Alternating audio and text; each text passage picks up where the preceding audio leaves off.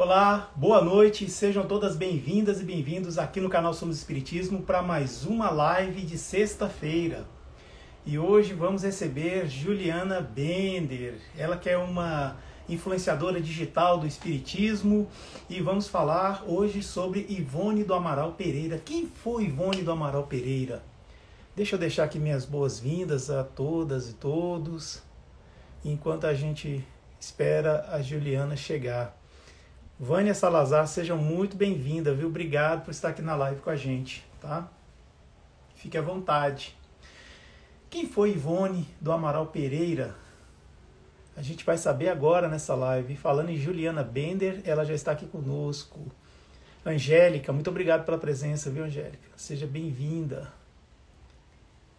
Deixa eu já convidar aqui a Juliana Bender aceitar o nosso convite para dividir a telinha. Oi, Vera, seja bem-vinda, viu?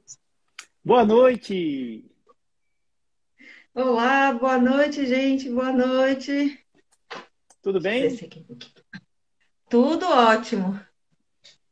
Olha, Juliana, muito obrigado por você aceitar o convite, estar aqui conosco no canal Somos Espiritismo para mais uma live, e uma live muito interessante, né? Vamos descobrir quem é Ivone do Amaral Pereira. Vamos fazer esse bate-papo aqui conosco. Já tem aqui muitos convidados. Quero dar boa noite a todas e todos que estão aqui com a gente. E é isso. Vamos Uma começar bem a honra nossa estar live, aqui. Juliana? Oi? Uma honra para mim estar aqui. Ótimo. Então vamos começar bem a nossa live, já fazendo assim uma prece, pedindo a proteção e a ajuda dos bons amigos do mundo espiritual. Vamos lá, vamos lá. Convido aqueles que assim desejarem fechar os olhos, pensar em Jesus e pensar, agradecer de quantos mensageiros ele nos enviou para trazer a sua mensagem, multiplicar a sua mensagem para que não ficássemos órfãos quando ele voltou ao mundo espiritual. Agradecer a Jesus todas essas figuras que trabalharam e trabalham no mundo espiritual exaustivamente para divulgar o espiritismo, para divulgar o evangelho do Cristo e trabalhando em prol de toda a humanidade. Obrigada, Senhor. Obrigada, Senhor, por esta grande oportunidade de conhecer mais um desses enviados, mais uma dessas figuras que só em conhecer a biografia já nos transforma, já nos toca muito profundamente. Agradecer também a Dona Ivone, o exemplo de conduta, o exemplo de estudo. Obrigada, Senhor, por toda essa corrente do bem. Que assim seja. Te pedimos, Senhor, sua presença, a condução desses trabalhos e a Dona Ivone também. Todo o respeito, que nos abençoe e nos ilumine no trabalho de hoje. Que assim seja. Graças a Deus. Assim seja. Bom, Juliana, eu quero já dar um abraço aqui, boas-vindas para a Silvana, que está aqui com a gente, para a Silene, para a Valéria, muito obrigado, sejam bem-vindas. A Angélica já tinha falado, a Inara, a Roberta, muito obrigado, a Vera, muito obrigado pela presença de todas, e vamos que vamos. A Joy, está aqui a Joyce, uma grande amiga já de muito tempo, que nos acompanha já. Então é isso. Juliana, eu queria, assim, só para a gente se ambientar melhor, você falar um pouquinho de você, sua relação com o espiritismo. Você nasceu espírita, você se tornou espírita, né? Até quem nasce espírita se torna também espírita, né? Ou não, em algum momento da vida. Como é Verdade. que isso se deu? Você teve um sonho, desdobrou, veio uma carta psicografada do Divaldo para você. Juliana, você tem uma missão no espiritismo. Pode contar um pouquinho para gente? Conto, olha só, você falou em carta psicografada. Eu estudando para a live de hoje, eu acabei recebendo a mensagem de minha filha, estuda, minha filha. Estuda, que é para falar muito sobre espiritismo. É sério, agora é de tarde. Olha Mas só, hein? vamos lá. Foi, eu estudando, aí comecei a ficar meio emocionada, pensando em Dona Ivone. Aí eu acho que eu preciso escrever. Aí eu comecei a escrever. Disse, minha filha, o estudo é importante, que a doutrina espírita tem que ser divulgada por todos, cada um é uma formiguinha que vai fazendo o seu trabalho. E aí enfim, pois foi, viu? Você deu a bola aí que nem sabia, né? Mas Não sabia. aconteceu. Eu não nasci espírita, Na verdade, eu nasci em berço católico, né? Minha mãe muito católica, apesar de que em Salvador nós temos o sincretismo muito forte, né? Nós éramos católicos, mas conhecíamos, tínhamos certas experiências de lavagem do Bonfim, baianas, né? Aquela mediunidade assim aflorada no meio da rua. Em Salvador, pelo menos, à época, era muito tranquilo isso.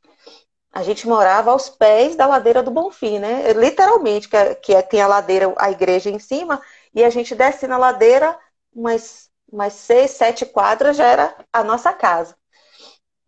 Então, e tinha também, do outro lado, tinha a igreja do Bonfim aqui, do outro lado era a igreja de Boa Viagem, Nossa Senhora de Boa Viagem, que é onde tem a procissão de Bom Jesus dos Navegantes, todo dia 1º do ano, que sai, que tem a procissão que sai da igreja de São Francisco, esqueci até o nome da igreja, enfim, que vai até a igreja do Bonfim também, no dia 1º de janeiro. Então, uma região muito espiritualizada. Era a igreja do Bonfim, o Nossa Senhora da Boa Viagem, que é onde tem o Maitá, e fazendo um triângulo, Irmã Dulce, o hospital de Irmã Dulce. Então, a gente morava naquele triângulo, sabe? É um triângulozinho muito interessante, aquela região ali, espiritualmente falando.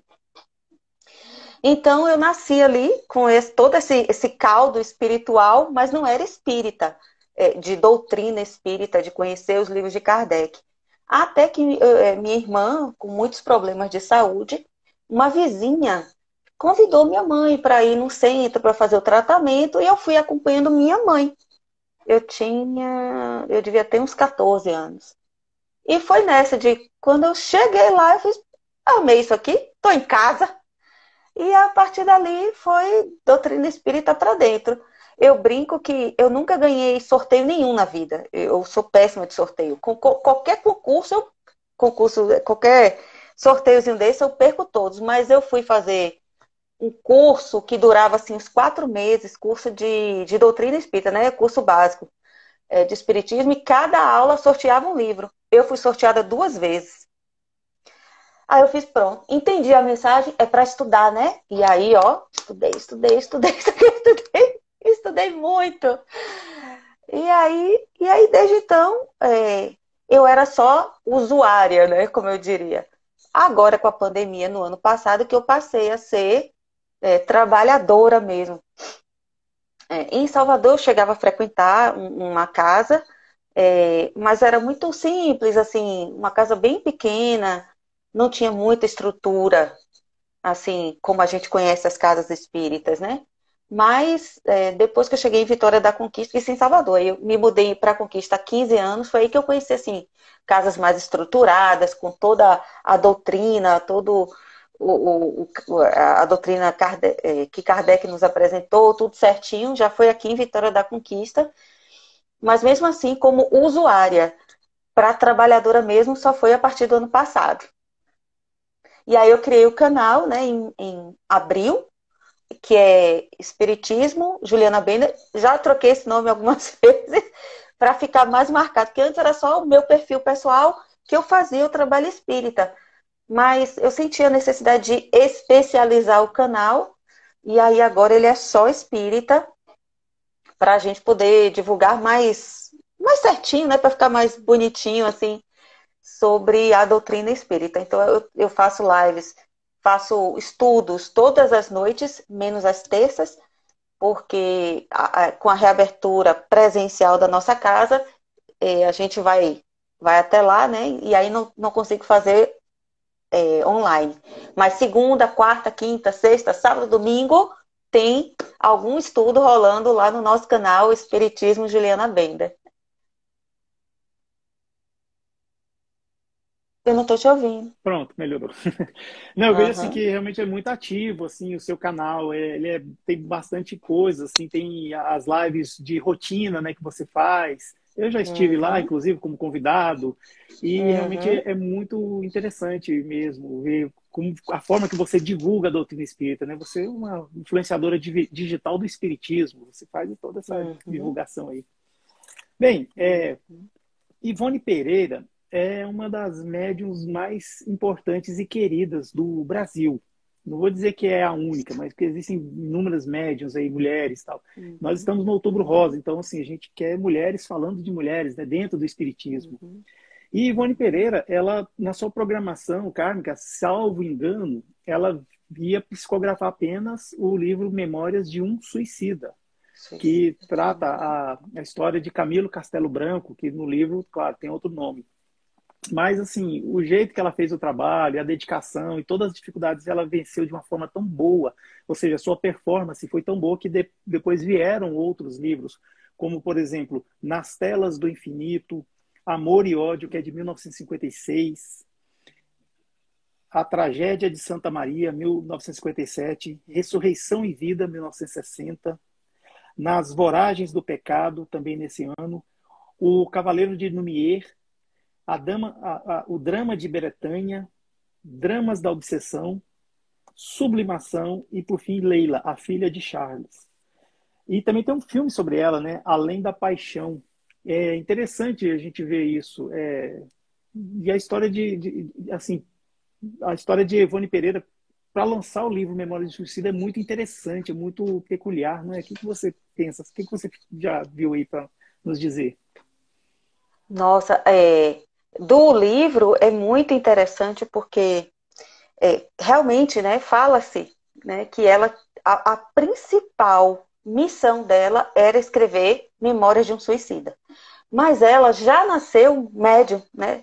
Como ela mesma, na autobiografia A Luz do Consolador, sua autobiografia, ela relata que ela já nasceu médium, já nasceu preparada. Assim ela narra. Já nasci preparada. Ela nasceu em 1900, 24 de dezembro. Então já foi um presente de Natal para a humanidade no ano de 1900, que é, né, aquela quebra do século. Muito interessante. Toda essa simbologia de datas. E vem um espírito, como todos nós, muito devedor, né? Ela já nasceu com muita memória. Nós, normais, digamos assim, entre aspas, nós temos o véu do esquecimento. Nós nascemos esquecendo das nossas vidas passadas. Ela não. Ela tinha muita lembrança ativa da sua vida passada. Tanto que ela, já com 6 meses de vida, ela tinha problemas de catalepsia. O que é catalepsia? O corpo fica totalmente imobilizado, parecendo que não tem vida.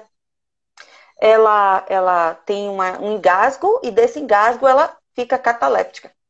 No que ela fica cataléptica, a época 1900, né, a medicina não é a que a gente tem hoje, foi detectada a morte, ela ia ser enterrada. Na hora que a mãe estava preparando ela para colocar no caixão, coisa de mãe, você desculpa pai, mas coisa de mãe, assim, aquele instinto de mãe, aquela coisa, uma senhora muito, muito religiosa, orou para Nossa Senhora e falou assim: olha, Nossa Senhora, eu não sei o que é que eu estou sentindo, eu só sei que alguma coisa está me dizendo que tem alguma coisa aqui que eu não sei o que, que é. Então a mãe começou a orar, foi vestindo a menina, então nesse movimento acabou que dando os passos, tocou assim numa coroazinha de flores que estava na cabeça da menina, do bebezinho, né? Bebezinho de 6 meses, e aí né? O espinho furou a cabeça e ela chorou. E aí não foi enterrada. Só que esse fenômeno da catalepsia se reproduziu muitas vezes na vida de Dona Ivone. Ela sofria de várias coisas, inclusive esses surtos, né, catalépticos, vamos chamar assim. Então, essa luta pela vida e morte, sabe? Essa luta de estar sempre lutando para estar viva.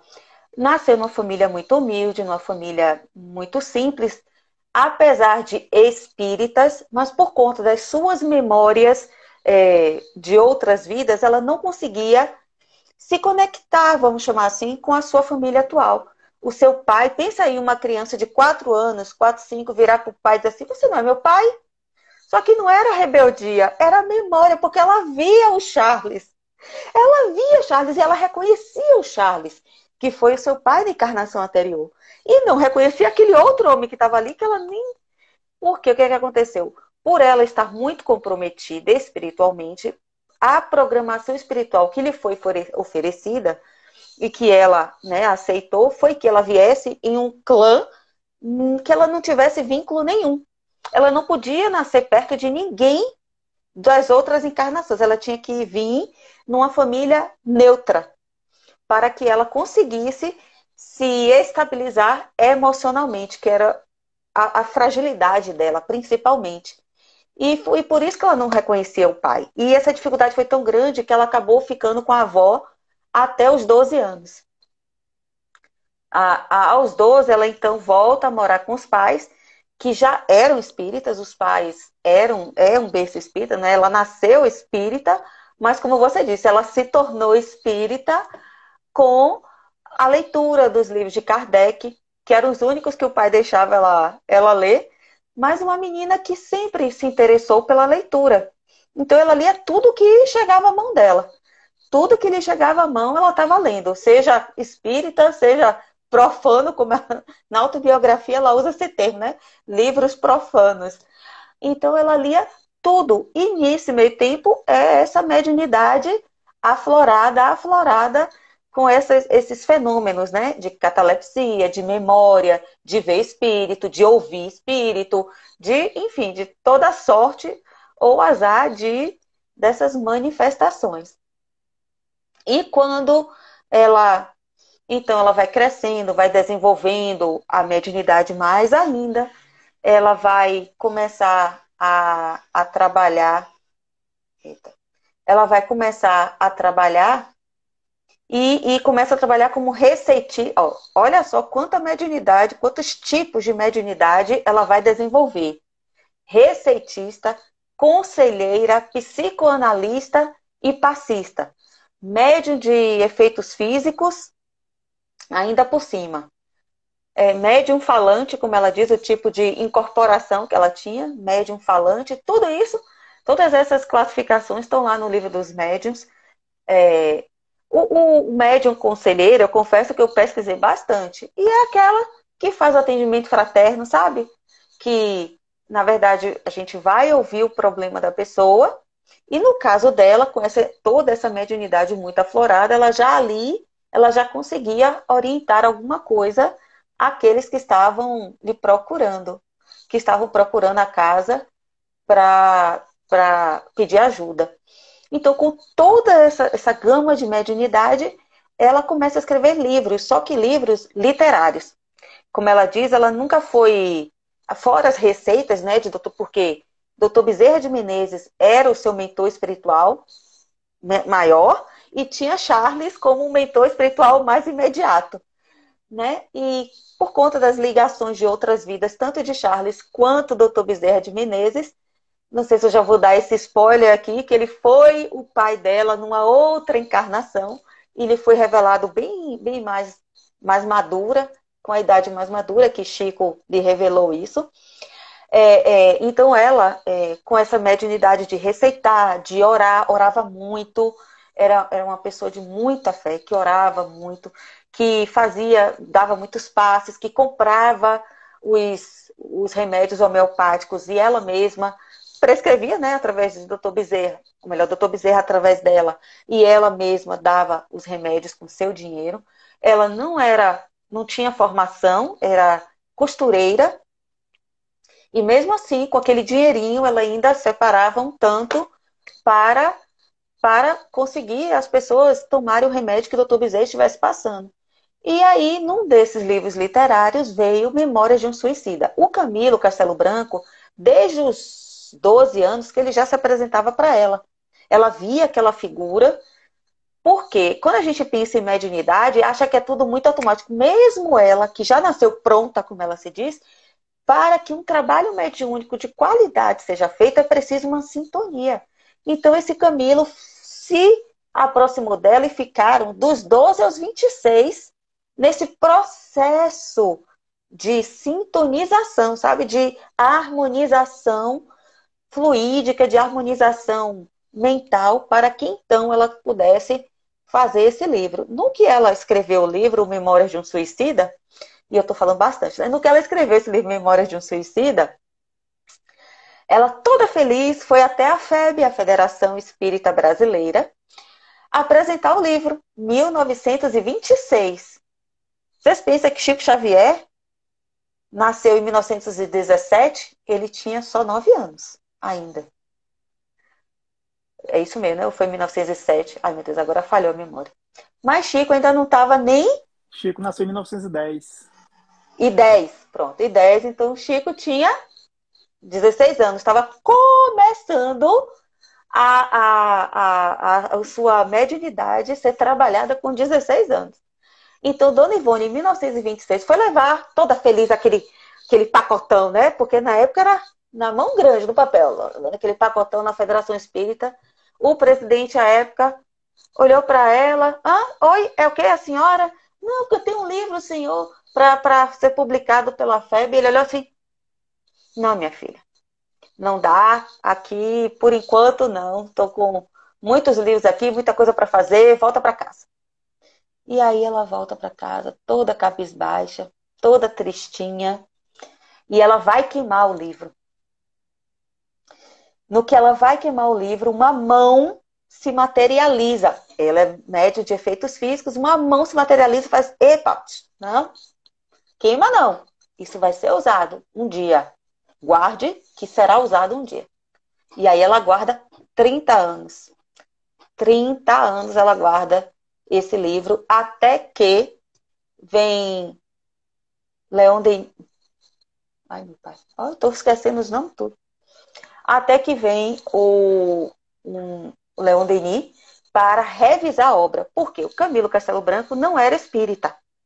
Ele, sim, é a história dele, a história de como ele sofreu suicídio, de como ele cometeu suicídio, o porquê do suicídio, mas havia, né, era um literato assim, muito prolixo, muito extenso. Então, vem Leon Denis para enxugar e trazer conotação doutrinária, incluir a doutrina espírita naquela obra.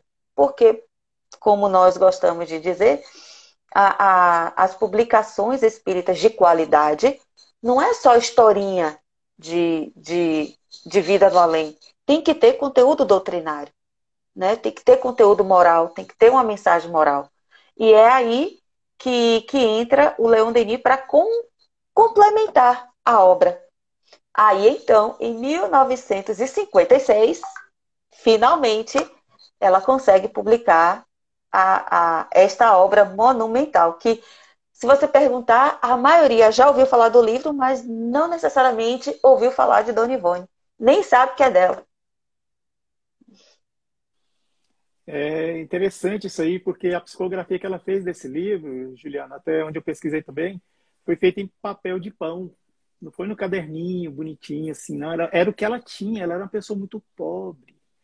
E também quando ela Uhum, levou a febre e aconteceu isso aí que você falou, uma das coisas que o uhum, presidente disse para ela é o seguinte, que eles não tinham condições assim, se fosse publicar, né? Aliás, quando ela voltou, quando ia para publicar mesmo, é que eles não tinham condições de publicar daquele jeito, tinha que estar datilografado. Um tá parêntese em aqui, espaço 2. um parênteses aqui para as pessoas que talvez não sabem o que é datilografado. Datilografado é quando é produzido em máquina de datilografia. Máquina de datilografia é como se fosse um teclado acoplado a uma impressora, de forma que, se você digitar errado, vai imprimir errado. Então, é por isso que ainda tinha toda essa coisa, assim, porque quando é feito no computador, você edita na tela antes de virar papel, de Sim. materializar no papel. Mas naquela máquina, não tinha jeito, não tinha como. Salvo uma borrachinha, sei lá, que você apagava direto no papel. Então, ela ganhou essa máquina de datilografia de um primo, se não me engano, salvo engano, e ela Vamos, aprendeu sim. a datilografar e ela datilografou ou seja, fez a editoração desse livro.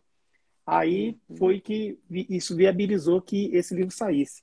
Só para a gente alinhar isso. melhor com as pessoas que estão conosco aqui, Memórias de um Suicida é atribuída aos espíritos Camilo Castelo Branco e Leon Denis, como você muito bem falou aí, porque ele fez a Sim. revisão e colocou realmente esse Uhum, aspecto doutrinário, porque até então era apenas como se fosse uma novela contando a história, uma autobiografia de Camilo isso. Castelo Branco.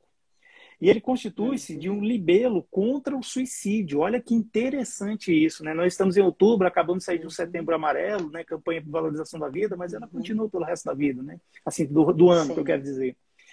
E descreve, na sua primeira parte, os sofrimentos experimentados pelos que atentaram contra a própria vida. Na segunda e na terceira partes, focaliza os trabalhos de assistência e de preparação para uma nova encarnação. Essa obra é considerada um marco na bibliografia mediúnica brasileira e o melhor exame sobre suicídio, sob o ponto de vista doutrinário espírita. Então, assim, talvez, eu não sei se a gente poderia se arvorar e dizer que fosse a primeira obra assim, que tratasse de frente mesmo essa temática do suicídio e mostrando o que acontece após a vida, né?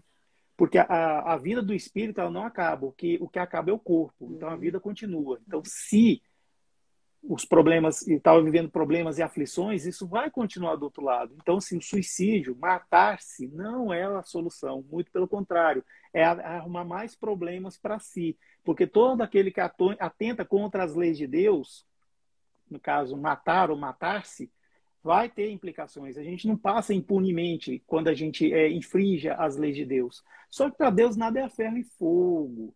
Tudo é assim, é levado em conta, a intenção, o momento, tudo que aconteceu. Por exemplo, há um preconceito em muitos espíritas, eu digo assim que eu era um desses, que achava que todas as pessoas que tivessem alguma deficiência física ou alguma coisa assim, era porque fora suicida em alguma das vidas passadas. E não é verdade isso. Ivone Pereira, ela foi uma suicida contumaz em vidas passadas. Ela cometeu vários suicídios. Isso está na biografia dela. E ela mesma sabia disso. Tanto é que ela veio do jeito que a gente vê aí nas fotos, nos depoimentos de áudio que existe no YouTube, que é muito interessante procurar lá no YouTube. Tem áudio, entrevista com Ivone do Amaral Pereira. E ela veio também com essa missão de trabalhar, porque é aquela velha história que a gente até insiste nas nossas lives, viu, Juliana? Nós podemos limpar as máculas da nossa alma de duas formas, ou com lágrimas ou com suor. Lágrimas é quando a gente escolhe nos purificarmos pelo sofrimento. Já com o suor é quando nós escolhemos nos purificar pelo trabalho. Então, é aquela coisa da maturidade espiritual. A pessoa já tem uma maturidade espiritual em que ela escolhe trabalhar. Foi o caso de Ivone Pereira. Ela escolheu trabalhar. E ela realmente fez esse trabalho. E você falou assim, que a catalepsia era algo muito presente na vida dela. A catalepsia é quando a pessoa assim, parece que está morta, mas não está. Porque ela era retirada várias vezes do corpo dela e ela desdobrava em espírito. E eu esqueci o nome dele, Canaleiras. Bruno de Canaleiras, né, se não me engano. Está aqui, peraí. Roberto. Roberto de Canaleiras. É um espírito que tinha uma ligação muito forte com ela e ele levava ela muitas vezes para o mundo espiritual e mostrava para ela que as dificuldades que ela passava na vida tinham consequências relativas ao passado dela. E isso é muito, assim, foi muito interessante porque ela escreveu algo que ela sabe. Assim, a autenticidade desse livro, Memória de Suicida, é 100 ou até mais de 100%. Porque é alguém falando praticamente de si. Porque ela ia lá, via a cena, aí ela voltava para o corpo e escrevia com as palavras dela. E ela já tinha também essa experiência de ter sido suicida. E relatando a história de um suicida, que é Camilo Castelo Branco. Então, é algo assim que eu acho que foi uma enorme caridade. Porque eu acho que no espiritismo, o suicídio ele era levado assim, ele era visto de uma forma já respeitosa, porque Allan Kardec, no livro Céu e Inferno, ou A Justiça Divina, trata na segunda parte lá os casos das pessoas que desencarnaram e como que elas viveram aqui e como elas estavam, né, no mundo espiritual. E lá tem uma partezinha que fala de um ou outro suicida, se não me engano. Só que era assim, não era algo assim mais profundo. Esse livro foi aquela pedra angular mesmo que trouxe uma verdadeira revolução dentro do espiritismo. Então a gente vê que a partir disso, grupos espíritas, dentro do movimento espírita, grupos espíritas, pessoas se organizaram para criar um trabalho chamado Prece pelos Suicidas. E normalmente esse trabalho ele acontece domingo às 18 horas. Por quê domingo às 18 horas? Tem um estudo científico aí que fala que as pessoas, quando chegam no domingo, é um dos momentos que mais se comete suicídios. Eu não sei, porque parece que perdeu-se a oportunidade, vai começar uma nova semana, ou às vezes no final do ano, quando vem Natal, Ano Novo, a pessoa parece que aquela ansiedade vai até um ponto assim que fica difícil lidar com isso. Aí a pessoa infelizmente comete esse ato, né, infeliz. Então, realmente é surpreendente, né? O que você me diz assim sobre, né, esse livro? Assim, o que você mais... Surpreende. Você falou em que é uma revolução esse livro, e realmente por isso que ele ficou engavetado 30 anos. Pode parecer assim, ah, quem foi esse que nem olhou o livro? Simplesmente negou, disse que eu não vou olhar nada seu agora. E parecia, mas tudo tem um porquê. Ainda não tinha nem sido escrito a série do mundo, no mundo espiritual de André Luiz. Então não sabíamos nada de nosso lar, não sabíamos nada do trabalho no mundo espiritual. Então vem, Dona Ivone, um tema que já é, como você falou, Kardec apenas molhou o pezinho, né? Tratou não com tanta profundidade. É um tema especificamente muito cheio de tabus, né? É um tema muito delicado. Então vem uma senhora respeitável, mas assim, desconhecida até então, e vem com toda essa realidade difícil e dura que ninguém nem sabia. Imagina, se Chico Xavier enfrentou as resistências que enfrentou, imagina ela. Imagina ela. Então, era preciso que é narrado isso várias vezes, que ela ouviu isso, era preciso que os espíritas amadurecessem para receber aquela obra, que ainda não estávamos maduros o suficiente para isso. Então foi preciso 30 anos, vir toda a série de André Luiz, falando do mundo espiritual, de como é o mundo espiritual, aquele conhecimento assentar um pouco, né? Porque 30 anos deu para chacoalhar bastante a mente de todo mundo. E aí sim, em 56, veio então digamos assim, o ambiente ideal para ser publicada aquela obra. E nisso ela foi publicando outros livros, né, no meio do caminho. Disse que quando ela finalmente conseguiu publicar, em 1956, o Memórias de um Suicida, que toda a tristeza, toda a angústia que ela sentia, a gente pode dizer até, assim, a melancolia que ela sentia, ou até talvez uma depressão, porque não tem esse diagnóstico, né? Mas, assim, pelo que é narrado, toda a tristeza que ela sentia, toda aquela introspecção que ela tinha, quando ela publicou o livro, sabe assim, ufa, tirou o peso das costas e meio que deu um alívio tão grande para ela, que ela, sim, melhorou de humor 100%. É narrado isso, né? Que ela realmente melhorou, porque já que era a principal missão, ela fica aquele inconsciente, né? Diz assim, preciso fazer, meu Deus, não estou conseguindo fazer, o pessoal não está aceitando, mas calma, minha filha, que vai dar certo, calma, minha filha, que vai dar certo, vamos trabalhando aqui nesse meio tempo. Então, e que fica de lição, né? Porque sempre, toda a biografia que a gente estuda, que a gente se pega, é para trazer para a nossa vida, né? É para a gente pegar de exemplo a a solidão que ela viveu, né? Porque ela não casou, não teve filhos, vivia sempre ou sozinha ou com a irmã, que tinha sua própria família, então ela ia morar na casa, ela morou com a irmã muito tempo também. A mediunidade, que muitas vezes muita gente acha sofrido, acha muito, né? Ai, eu não queria ver, ai, eu não queria sentir essas coisas. E ela não, ela dizia que eram os momentos mais felizes do dia, eram os momentos em que ela estava exercitando a sua mediunidade. Na verdade, era o dia todo, né? Porque ela via, ela ouvia, ela convivia mesmo, não sabia nem distinguir quem estava vivo, quem estava desencarnado, mas particularmente ela sentia muito as vibrações dos locais. Ela, além de todas aquelas mediunidades que eu narrei, ela tinha aquela mediunidade que é de sentir a energia do objeto. Tem uma história que ela foi para a fazenda de uma amiga e ela chegou nesse lugar, ela não aguentou ficar nesse lugar. ela dizia que ouvia coisas e que era um ambiente muito pesado, ela estava se sentindo muito mal nessa casa. Quando ela conversou com a amiga disse, aqui era uma fazenda de escravos, muito, sei lá, que ano atrás.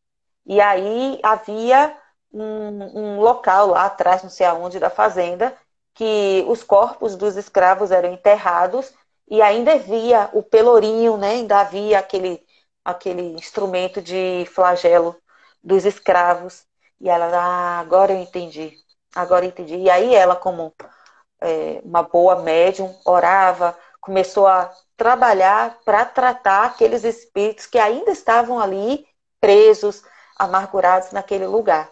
Então, tudo isso, você pensa, você vai passar férias em algum lugar, você vai trabalhar nesse lugar, né? E tudo isso afeta a gente. Ela narra o quanto que ela perdia de fosfato e albumina. O que é fosfato e albumina? Quem é da área... Eu não sou da área de saúde, só sou uma metida a estudar. Mas o fosfato e a albumina é o que a gente é mais consumido pelo organismo nas atividades intelectuais, inclusive. Então, com esse consumo de energia, ela se sentia muito fraca. Quando a gente fica meio prostrada assim, né, meio sem forças, é porque nós estamos perdendo fosfato e albumina. Então, e é preciso repor isso com descanso, e não necessariamente ela tinha descanso físico para poder recuperar isso tudo. Então, minha gente, a gente vê que é devotamento, né? Ontem, quinta-feira, o evangelho que eu estava fazendo aqui em casa, o nosso, né? O nosso daqui de casa com minha mãe, foi justamente em que o Espírito de Verdade vem falar. Vou até pegar aqui para dar o capítulo certo, que foi o capítulo 9, itens 7 e 8, em que ele vai resumir a nossa existência em duas palavras, ó. Tomai, pois, por divisa estas duas palavras, devotamento e abnegação, que resume a vida de Dona Ivone. Devotamento e abnegação total. Que interessante, viu? É muito bom saber disso, né? Realmente, assim, foi a vida inteira e ela ficou sozinha, assim, como você bem disse, ou seja, não casou, não teve filhos, assim, foi tudo, realmente Uhum. foi uma programação mesmo. E a gente vê que os grandes médiums, pelo menos assim, dessa geração aí, tinham isso, né? Vê o Chico Sim, Xavier teve filho porque adotou. também. Divaldo Franco Uhum. teve filhos, e até mais de Uhum. 600, porque foram Uhum. adotados, né, Foram registrados, né? adotados. Ele Uhum. fez a certidão de nascimento deles. Isso. E Ivone do Amaral Pereira também, né? Se a gente for olhar também outros, né, outros médicos, inclusive outras mulheres que vão ser tratadas aqui nas lives de sexta-feira, a gente vai ver algo assim semelhante. Mas, Juliana, eu queria chamar a atenção para outro livro psicografado por Ivone do Amaral Pereira, porque não dá para a gente falar de todos, até porque o tempo, né, não vai dar, né? Mas é um livro chamado A Uhum. Tragédia de Santa Maria. Ele foi lançado em 1957, né? Todos foram lançados pela FEB, né? Esse também, inclusive. Olha só, Uhum. ele é atribuído ao espírito Bezerra de Menezes, ambientado em uma fazenda de Uhum. café em Vassouras, Rio de Janeiro. Trata de uma história real de uma rica família escravocrata, sobre cuja tragédia se abateu. Olha só, mostrando o ontem e o hoje. O romance de Bezerra de Menezes é destinado, sobretudo, a essa juventude tão rica de generosos pendores, tão enamorada de ardentes ideais, quanto desordenada e inconsequente de suas diretrizes, e a quem escasseiam exemplos edificantes, lições enaltecedoras. Então é algo assim que aconteceu com Bezerra de Menezes, porque ele traz essa história assim. E é um livro assim, eu não li, mas me chama muita atenção. Por se passa no Brasil, nessa cidade lá do Rio de Janeiro, e vem também de novo essa coisa, essa questão da escravidão, né? A família escravocrata, né? Uhum. Naquele Brasil ainda que tinha isso aí. Uhum. E é um livro muito interessante pelo jeito. E ela também, ela psicografou o livro de Leon Tolstói, que é um escritor russo que fez inclusive livros como Ana Karenina, O Amanhecer de um Senhor, e entre outros. Esse livro, Ana Karenina, deu assim muito o que falar para ele, porque ele retrata a história de uma mulher que, naquela época em que mulheres, infelizmente, não tinham muita liberdade, conta essa história de uma mulher que realmente foi viver a sua vida, viver seu grande amor, mas aí a decepção foi tão grande que ela acabou tirando a sua própria vida. Desculpa o spoiler. Mas assim, é, é, mas aí, Leon Tolstói, ele encarnado escreveu esse livro, depois ele desencarnado escreveu livros com o Ivone do Amaral Pereira. E é interessante que esse livro, Ressurreição e Vida, ele levou várias vezes Ivone do Amaral Pereira para conhecer aquele ambiente lá da Rússia, daquele inverno, o que é o inverno russo, e ela em espírito foi para sentir como é que era aquilo, ainda mais naquela época em que se passava a história, né, Ressurreição e Vida, né, que compreende 6 contos, 2 mini-romances ambientados na Rússia dos czares, quer dizer, antes de 1917, quando teve aquela revolução. Então, muitos espíritos faziam isso com ela. Ela desdobrava e, em espírito, ela era levada a certos ambientes para ela ver, para ela sentir e participar do que acontecia. Aí ela vinha, ela já era conservado aquilo tudo com ela e ela conseguia escrever. Então, a gente sabe que toda vez que a gente dorme, a gente sai do corpo, a gente desdobra. Só que quando a gente volta, a gente não lembra, às vezes, de patavinas nenhuma. E quando lembra, é algo assim meio distorcido, não é algo assim muito certo, porque o nosso cérebro físico não consegue processar. E ela conseguia, olha que interessante, Ela né? conseguiu. Pois é. Então, Ivone do Ela Amaral veio Pereira... mesmo com essa capacidade, né, de lembrar. De lembrar, Exatamente. interessante. Tem um comentário aqui da Cris Antunes. Ela falou assim: todas as vezes que eu faço culto no lar, faço prece para os suicidas. Muito interessante isso. Bem, as pessoas aqui não colocaram dúvidas, mas se alguém tiver dúvida, quiser escrever, fique à vontade, viu? Que aí eu e a Juliana, a gente, dentro do possível, vamos responder. Né? Teve uma amiga aqui que disse que frequenta o centro que ela trabalhava. Cadê? Deixa eu achar ela.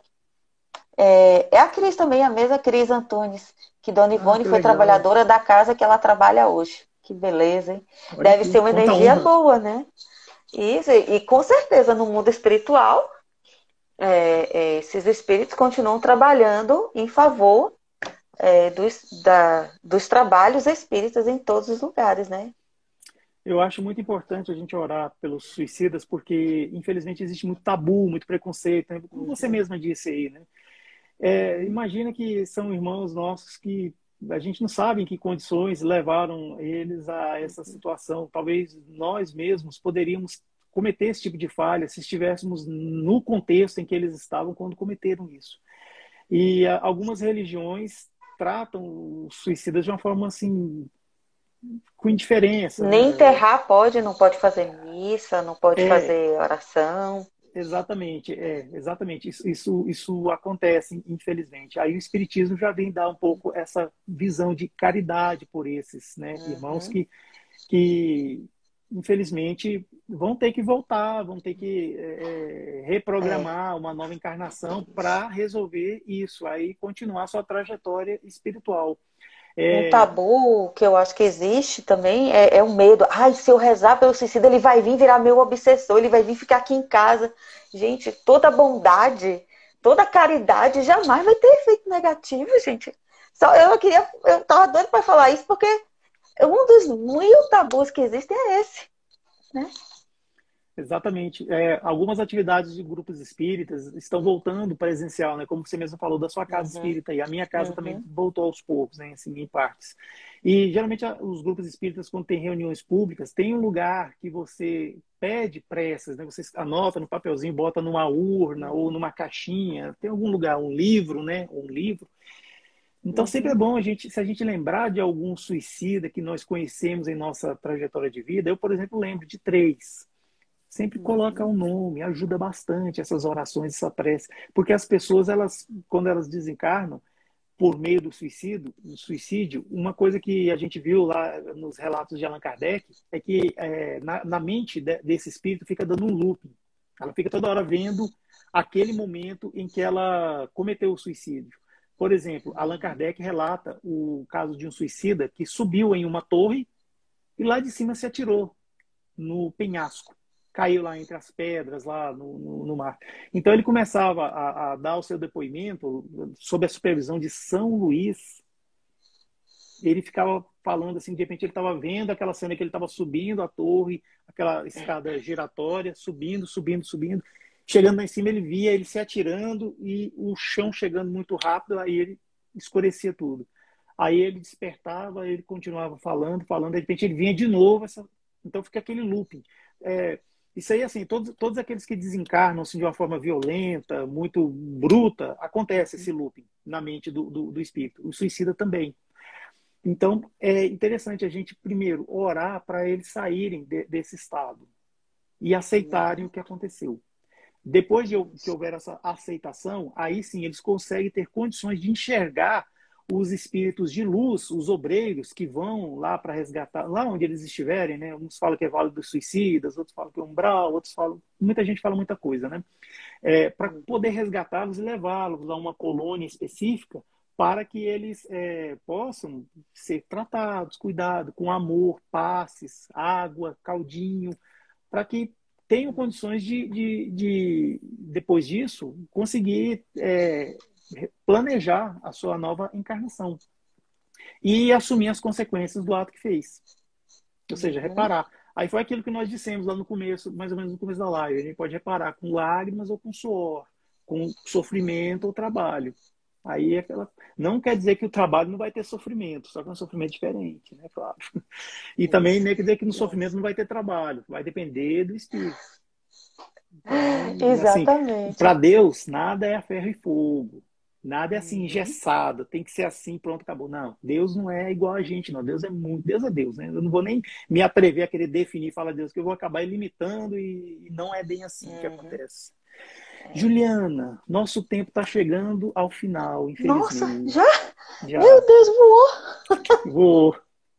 É tão bom te Voou. ouvir falar, você com esse sotaque tão gostoso que é da Bahia. Você pode dar suas considerações finais, por favor? Olha, minhas considerações finais é que eu fiquei muito emocionada conhecendo mais profundamente a história de Dona Ivone. O que é o exemplo de médium dedicada, de médium, sim, com todos os problemas que todo mundo tem os seus, ela com os dela, e sempre dedicada ao bem, dedicada ao estudo, dedicada à oração. Ela tinha um caderninho em que ela anotava todas as pessoas para a oração. Às vezes ela colocava flores dentro do caderninho para que, né, fosse aquele fluido para aquela pessoa, aquele cheiro, né, aquela delicadeza. Então, é o exemplo de dedicação que a gente, seja lá que problema que a gente tenha, é fé fortalecida para continuar com o trabalho, seja que trabalho que for, não necessariamente como palestrante, não necessariamente dentro de uma casa espírita, mas dentro do seu lar, né? Dentro do seu lar, honrando, né, tudo que, e sendo grato por tudo que Deus nos deu, que na verdade a história de vida que ela revelou, a história das vidas dela, melhor, de uma vida e das várias existências, que são todos esses livros, são biografias dela. A grande maioria dos livros são todos de história de vida dela, de como ela se suicidava e voltava, causava suicídio em outro e vinha e tal, e como a gente vai se reajustando com o tempo. Então, manter fé e oração e gratidão pelo que tem. Porque só tendo gratidão pelo que tem e devolvendo para a sociedade aquilo que recebemos do alto, a gente já está cumprindo uma grande missão aqui na Terra. Perfeito, exatamente. A Cris Antunes está falando que eu vibrando sempre positivamente para esses irmãos. E a Angélica Araújo falou assim que ela perdeu um irmão, né, para o suicídio, né? Angélica, se você não se importar e quiser escrever o nome do seu irmão aí, quando a gente finalizar a live, nós vamos fazer uma oração para ele, se você quiser, né? Claro. Fique à vontade, viu? Bem, Juliana, eu quero muito te agradecer por você ter aceitado o convite, estar aqui com a gente, confiar no nosso trabalho, né? Dispor do seu tempo, né? Porque é uma coisa, a gente só pode dar aquilo que a gente tem. Então, se a gente tem tempo, a gente doa, né? Então, você está doando seu tempo aqui, realmente assim, mais uma vez assim ajudando a divulgação dessa doutrina que nós tanto amamos, doutrina espírita, que tanto tantos corações consola e tanto desespero afasta. É muito interessante entender que uma doutrina como essa, que matou a morte, a gente sabe que não existe a morte, a vida do espírito continua, nós, enquanto espíritos, somos eternos.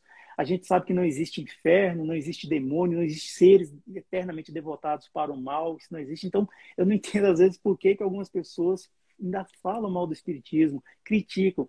E o espiritismo, ele não é uma religião tradicional, uma religião assim que veio para competir com outros, como se fossem empresas competindo por nichos de mercado. Não, espiritismo é livre.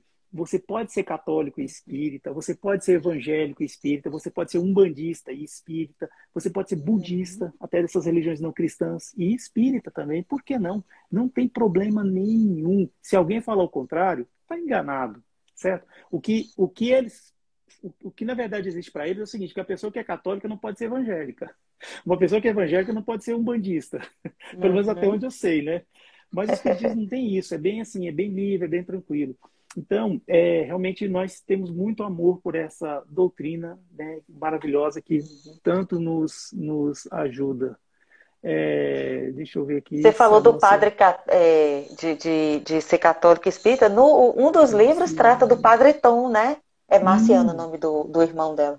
Do isso, Padre Tom, vamos orar por ele. que, que foi o padre que queimou os livros de Kardec lá na Espanha, lembra? Pois ele O Alto de reencarnou Barcelona.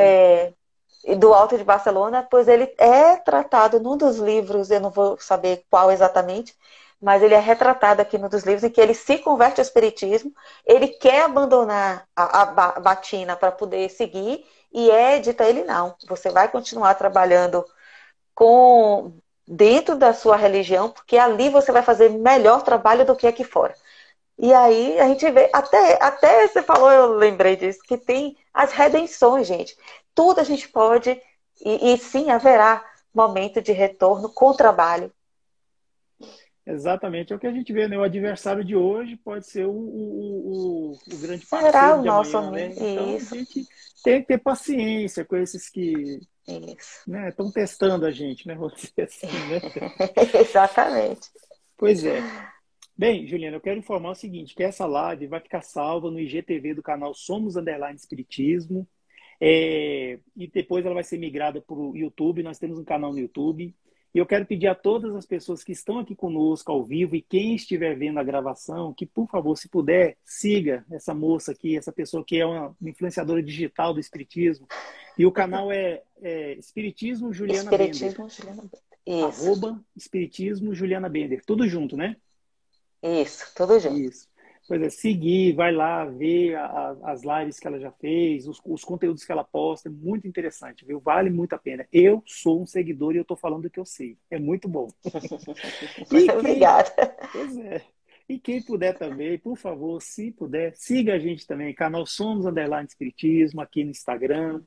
Lá no YouTube temos um canal lá que todo domingo, 11 horas da manhã, tem vídeo novinho sobre temas da doutrina espírita e temas, assim, às vezes meio polêmicos, mas com a visão espírita, nós colocamos lá. Então, quem puder ir lá, se inscrever, ajuda bastante a gente. Nós só queremos divulgar a doutrina espírita. E no Facebook nós temos uma página lá também. Então, olha só, quando você segue a gente, se inscreve ou curte, tanto no nosso canal quanto da Juliana Bender, o que você faz? Você está informando para o algoritmo dessas plataformas sociais, dessas redes sociais, que o canal está sendo buscado. Então, o que acontece? Ele começa a oferecer para mais pessoas. Aí a gente vai fazer o quê? Levar a doutrina espírita para mais pessoas. É só isso que nós queremos, né? Então é isso. Isso mesmo. Então, Juliana, eu vou convidar você e todos que estão aqui conosco, quem estiver vendo a gravação, que se sentirem à vontade, fechar os olhos, para que nós consigamos nos conectar com o Criador, nós enquanto criaturas, e assim nós realizarmos dessa maneira o verdadeiro religare, que muitos chamam de religião, mas é o religamento da criatura com o Criador. Mas também esse religare pode ser na horizontal também, ele deve ser na horizontal, entre nós, filhos de Deus, irmãos, não necessariamente só nós espíritas, mas todos. Então, vamos exercer esse religare dessa maneira, dessa concentração que estamos agora, e agradecer pelas nossas vidas, agradecer pelo dia que tivemos hoje, desde as primeiras horas da manhã, tudo que nos aconteceu. E por estarmos aqui, termos condições de estarmos onde estamos para acompanhar essa live e termos, assim, amealhado esses conhecimentos sobre essa médium tão cara para a doutrina espírita e o movimento espírita brasileiro, que é Ivone do Amaral Pereira. Que nós possamos nos debruçar mais sobre as obras dessa médium, ler os livros que ela psicografou com tanto carinho, com tanta dedicação e tanto trabalho, que nós possamos dar esse contributo para a divulgação da doutrina espírita, que é lendo os seus livros. Muito obrigado. E agora, nesse momento, eu gostaria de pedir, com todo carinho, todo o amor que seja possível, que os bons amigos do mundo espiritual possam receber essas orações, essas vibrações, esses fluidos que emanamos nesse momento, para usar no consolo daqueles nossos irmãos que voltaram para o mundo espiritual pelas portas do suicídio. Dentre eles, eu gostaria muito de lembrar aqui do nosso querido irmão Marciano, que ele receba com muito carinho, muito amor, e possa estar agora nos braços de um espírito de luz que possa ajudá-lo para que ele resgate esse momento. Ele sendo senhor de si, ele sendo arquiteto de si mesmo, que nosso irmão Marciano receba com todo carinho essas bênçãos e que as luzes se façam nos seus olhos e ele possa vencer todo esse momento de flagelo, de aflição e com lucidez planejar uma nova encarnação. Abençoe, Senhor, a todos, com muito carinho, muito amor. Muito obrigado aos espíritos amigos que estiveram conosco, protegendo a nossa live. Muito obrigado, que assim seja. Uau! Que assim seja. Assim seja. Juliana, eu quero desejar para você um bom fim de semana, não só para você, mas para todas e todos que estão aqui conosco, para quem estiver vendo também essa live. Muito obrigado, tá? Eu que agradeço. O gatinho também, ele sempre tem que aparecer, né? Tá ali, tique, tique, tique. O gatinho. O gatinho tá ali, ó. Nós temos o privilégio de morar na casa desses gatos. Pronto, né? Exatamente. Eles tomam conta. E agora, 9h30, lá no meu canal, vai ter o estudo do livro Paulo Estevam, com Eduardo Ladeira, toda sexta-feira. Estão todos convidados. E sábado, domingo, segunda, quarta, quinta, sexta, sempre tem alguma atividade lá. Tchau, gente. Muito obrigada, viu? Uma honra estar aqui sempre. Muito obrigado. Tchau.